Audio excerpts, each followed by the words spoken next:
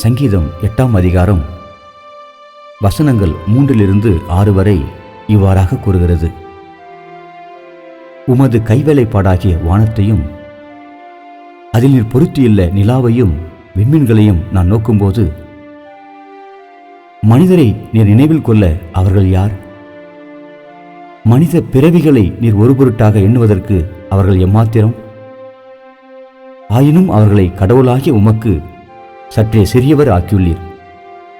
மகிமையினாலும் கனத்தினாலும் அவனை முடிசூட்டியுள்ளீர். உமது கைப்படைத்தவற்றை அவர்கள் ஆளும்படி செய்துள்ளீர். எல்லாவற்றையும் அவர்கள் பாதங்களுக்கு கீழ்ப்படுத்தியுள்ளீர். செபிப்போம். எல்லா துதிக்கும், எல்லா கனத்திற்கும், எல்லா மகிமைக்கும் பாத்திரராயிருக்கிற நல்ல கர்த்தாவே, உம்முடைய படைப்புகள் ஒவ்வொன்றும் வியப்புக்குரியதாயிருக்கிறது.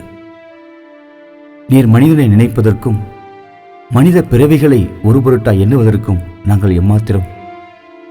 ஆயினும் கர்த்தாவே, உம்முடைய படைப்புகள் ஒவ்வொன்றையும் மனிதனுக்கு கீழ்ப்படுத்தினீர். அதற்காக நன்றி செலுத்துகிறோம். உம்முடைய படைப்புகளை ஆளவும் அவனுக்கு அதிகாரம் கொடுத்திருக்கிறீர். அதற்காக நன்றி செலுத்துகிறோம். கர்த்தாவே, நீர் படைத்த படைப்புகளை நாங்கள் அன்பு செய்யவும், நீர் படைத்த மனித பிறவிகளை நாங்கள் நேசிக்கவும் எங்களுக்கு உதவியும் உம்முடைய அருளையும் தருவீராக. ஒப்புக் கொடுக்கிறோம். உம்முடைய ஞானத்திலே எங்களை வழிநடத்தும். இயேசுவின் நாமத்தில் ஜெபிக்கிறோம் நல்ல பிதாவே. ஆமென்.